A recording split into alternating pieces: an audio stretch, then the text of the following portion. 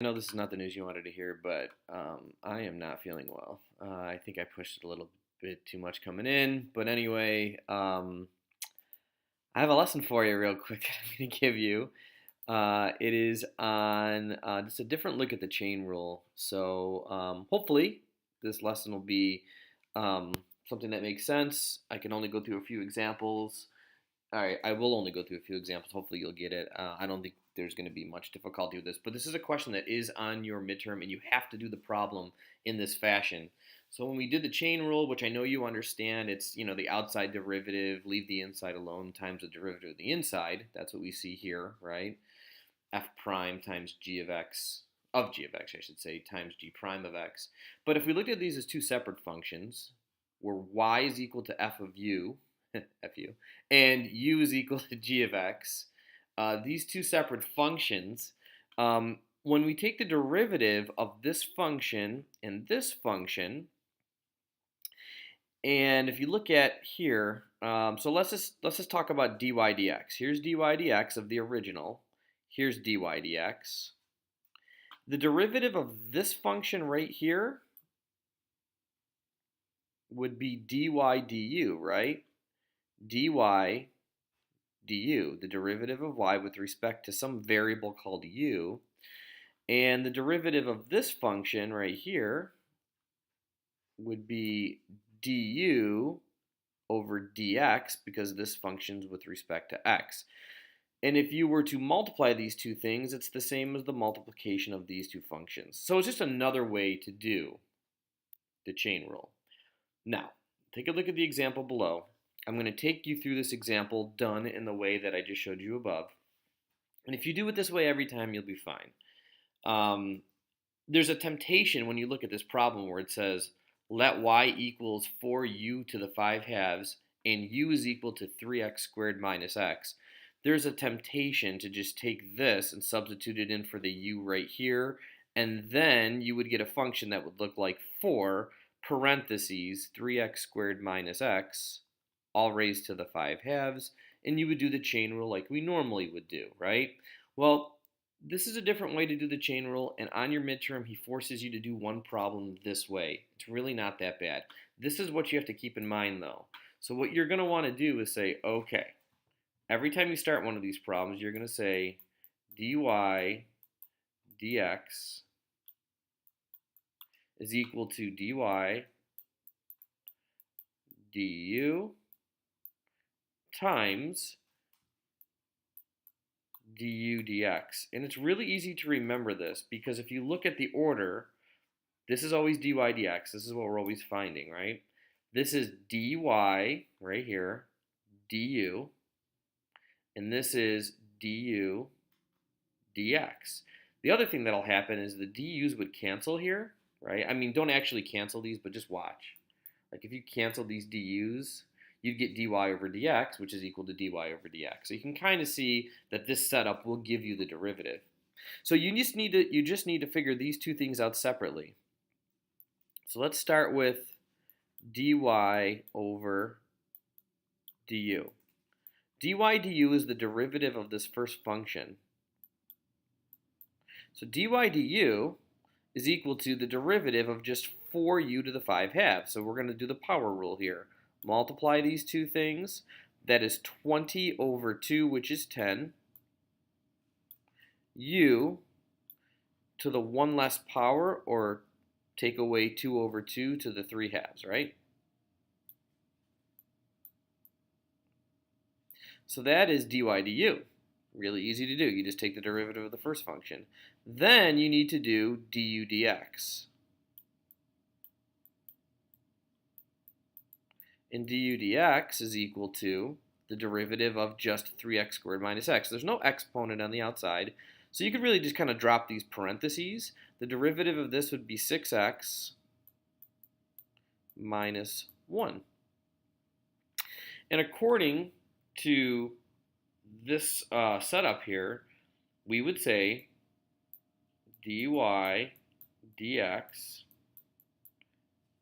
is equal to the product of these two things right here, dy du, du dx.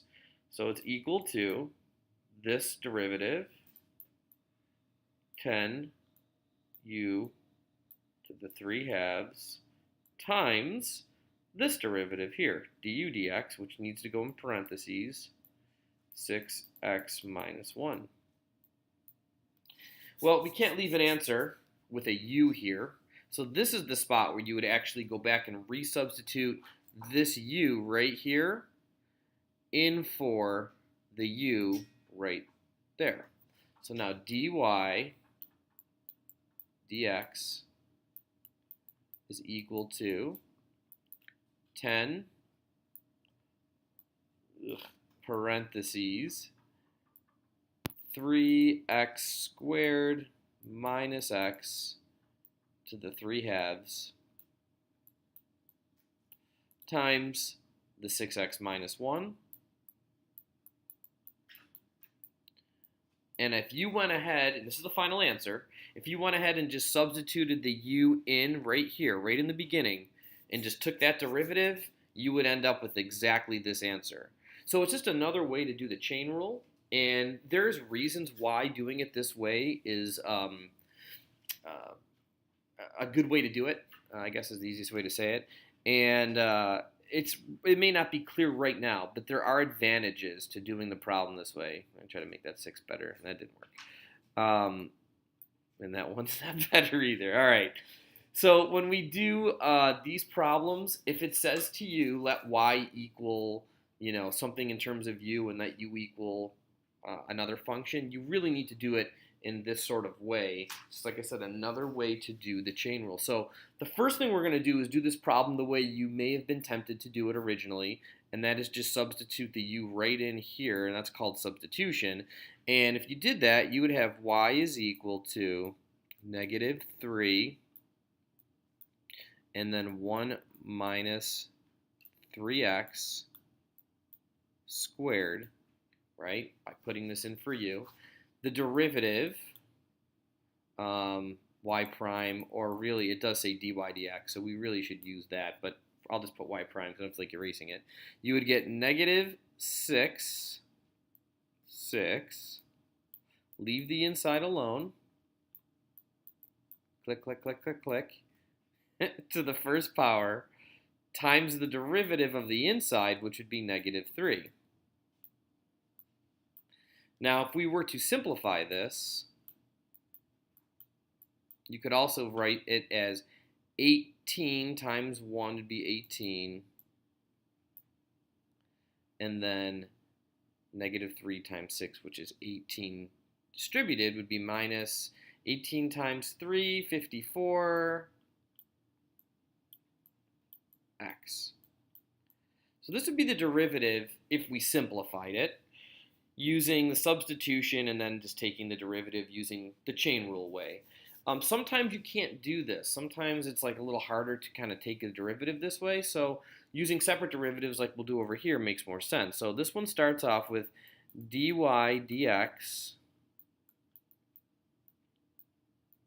equals, again, you want to get dy over dx, right, in the end. So you want to have dy over du, du over dx, the du's would cancel, leaving you with dy over dx, but it's also in the order of these two functions. So it's dy right here, du, goes right in order, times, and this is just du dx.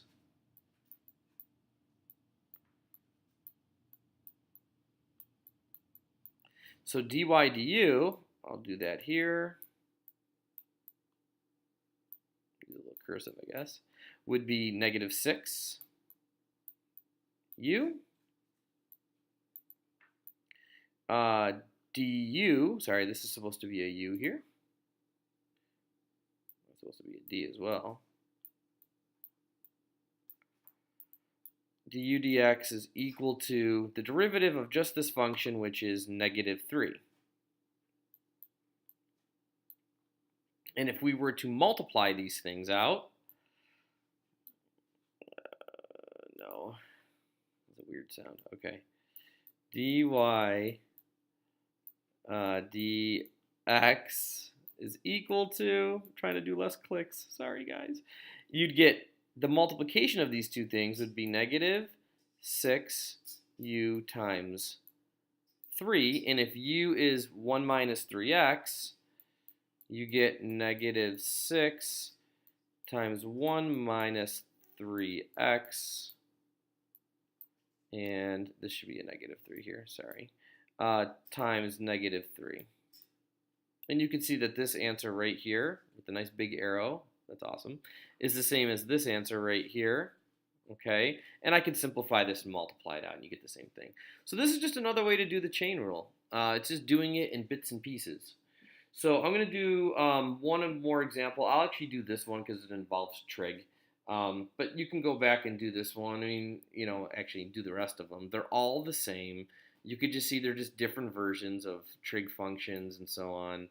There should be a little space in there. But, you know, give it a shot. Now this one here, just so you know, you could hold off on 7. But basically you would do the first derivative using this way that I just showed you. Then simplify it, okay, as much as you could. And then when you go to do the second derivative, you don't have to do it using the u and the dy and all that stuff like that. You would just take the derivative using like the normal chain rule method or power rule method or whatever. But for the second derivative, yeah, you would just do this normally. You wouldn't have to go through the same process. But if you want to just skip 7, you can. Let me just do this one really quick. So dy dx is equal to, again, you want to have this function right here, so dy over du times du over dx. And you do have to write this out on an exam. You would want to see this. dy du is equal to 2u to the third. Let me fix that.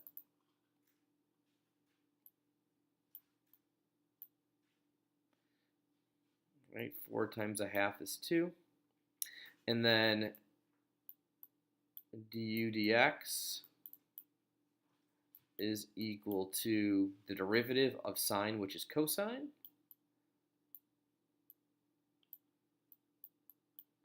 And now the final answer, well, part of it I should say, dy dx is equal to, the clicking's almost over, I promise, 2u to the third times cos of x. And then you would just replace this u right here with sine of x, which is the original u. So this would be 2 sine and then cubed x times cosine of x. Click and click. Okay? So this is just a different view of the chain rule. It's really easy once you get the hang of it. I think the hardest part is just kind of memorizing this thing right here.